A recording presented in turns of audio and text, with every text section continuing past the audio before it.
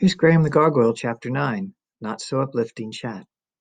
He had told the troll to meet him at the old launch platform closest to his house after school, and Ott was on time. His friend walked up to the platform, out of breath. Graham sat at the top of the platform, swinging his feet back and forth over the edge. No one used this old structure as it was not as high as the newer ones at school. Graham liked that just fine. It was a place he could go and not be bothered by anyone. Plus, at certain times of the year, it was rather hard to even approach the platform with all the fallen Mary cones littering the ground. No one wanted to navigate through such dangerous debris. A scratch from a Mary cone brought on a fit of uncontrollable laughter. His sister had done a report on the plant last year, and he'd offered to be a test subject so she could catalog the effects of the Mary cone. It had not been a pleasant experience. Luckily, not too many cones were scattered on the ground. Graham had used a broom to sweep a path through them wide enough for him to slip past unscathed. Ott now wound through the clear path, being extremely mindful of the cones. The troll said, "Not my favorite meeting place, Graham. You know those cones have a more severe effect on my people." "So you say, but it's not like I've ever seen it firsthand." He didn't know why he was being so tough on his friend.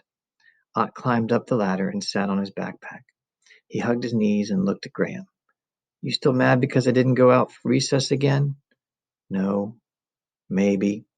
I still had some notes to recopy." "Did anything happen at recess? Lord didn't hit you when you handed him your apology, did he?" The bully had seen fit to draw a large crowd to the exchange. Graham cringed, remembering the heckling. He decided to spare Ott the details. "I'm worried." "About what?" "My grandfather. Last night when I fed him, he didn't look so good." "Is it getting close?" Ott said. "I think so. He wants to wait to see me fly, but I don't think he's going to make it. He's starting to go gray around his fingers." "I'm sorry, Graham, but I've got some news for you." Graham knew the troll wasn't quite comfortable talking about the crossing over. Where was the inquisitive troll from the other day? "What's that?" "You want the good news or the bad news first?" Graham frowned. "Can I just hear the good?" Ott shrugged. "If you want." He slapped his knees and smiled broadly. "My dad gave me permission to come see your first flight." Graham nodded his head. "I appreciate hearing that." Ott playfully batted at Graham's wings. "You want me to coach you through some simulations? I can offer some advice, maybe give you a different take on what you're doing wrong." "Not tonight. Maybe tomorrow. I really should get home on time. If not, my dad might accuse me of lingering around the village hoping to catch a glimpse of the mummy's arrival."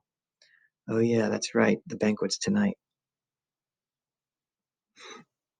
Ott said.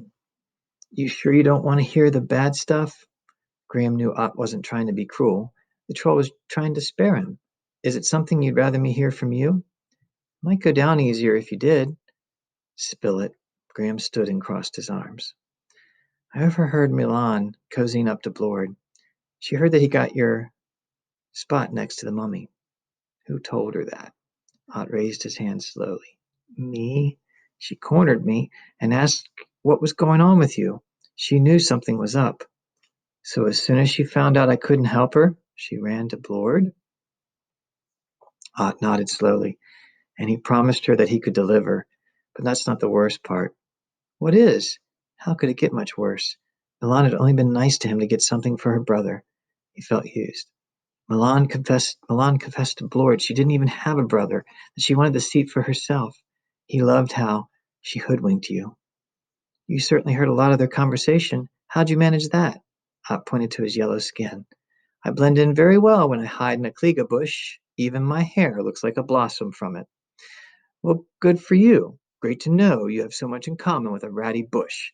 Graham climbed down the ladder. Ott descended as well.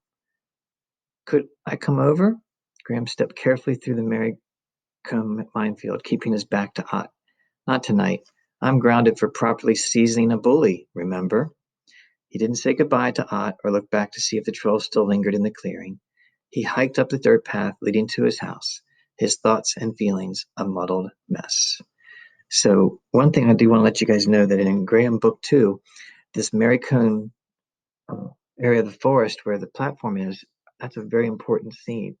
And the Marycones do scratch one of the characters, and you get to see firsthand how that causes some uncontrollable laughter, and actually can go on for hours. So you can imagine if you had to laugh for hours, how your stomach would feel. Anyway, we'll continue reading with the next chapter soon.